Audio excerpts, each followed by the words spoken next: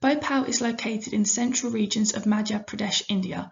In 1984, 40 tons of methyl isocyanate leaked from the Union Carbide Corporation insecticide plant into the surrounding water resources and nearby villages. This is one of the world's worst gas tragedies ever recorded. There was a huge lack of attention paid to constructing safety in the factory plant. Safety valves attached to the chemical tanks were not tightened properly, resulting in the chemical leak. It was excess water combined with the methyl isocyanate that created a flammable compound which caused the explosion once released into the humid Indian climate. There was also deliberate negligence from the UCC to save money and avoid corporate social responsibility. The plant was designed with untested technology which allowed the disaster to happen. The immediate effects of the disaster were 200,000 people being exposed to the toxins, which resulted in 3,500 deaths and an inflammatory damage to people's eyes and lungs. 95% of people in Bhopal were diagnosed with either a physical or neurological illness. This was followed by a 200% rise in the neonatal mortality rate and health defects at birth. The leaked chemical 7 contaminated the soil and water around the plant. This included the population's only source of drinking water that continues to be used today. This adds to the already extensive health problems from the disaster.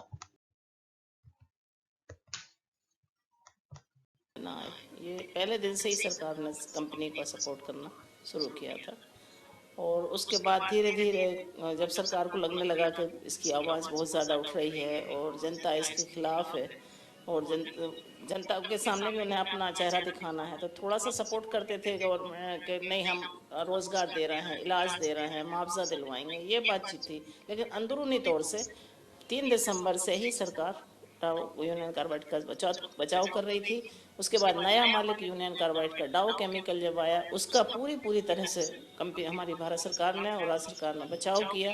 कभी भी मानने को तैयार नहीं थे कि यहाँ पे जहरीला पानी है, यहाँ पे लोगों को गैस लगी है, लोग बीमार हैं, जबकि रोज आना हजारों की तादाद में लोग हॉस्पिटल जा रहे थे, मौत की नींद सो रहे थे।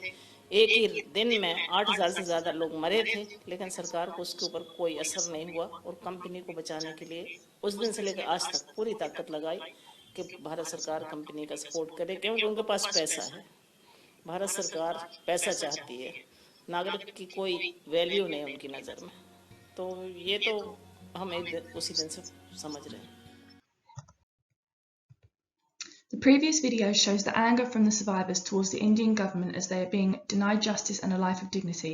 Through the Bhopal Gas Leak Disaster Act, the Indian government represents victims in all legal matters, but this is not justice. The UCC holds trade secrets about the chemicals from the explosion, which has stopped the government's health research from the disaster, so doctors are unable to fully treat survivors. The absence of laws in India has also meant that the UCC have not compensated for the environmental and health loss of the disaster. Groups such as Amnesty International and the Bhopal Group for Information and Action continue to fight for justice by appealing to the UN Human Rights Council to take action and protest to secure just compensation and to raise awareness about the continued effects of contamination on children. One way in which the Indian government has tried to start the transformation to sustainability is through the 1986 Environment Protection Act. This gave more power to the central government to improve the quality of the environment and control pollution. However, the act has not been effectively enforced as people in Bhopal still have social and environmental injustice, such as continued lack of clean drinking water.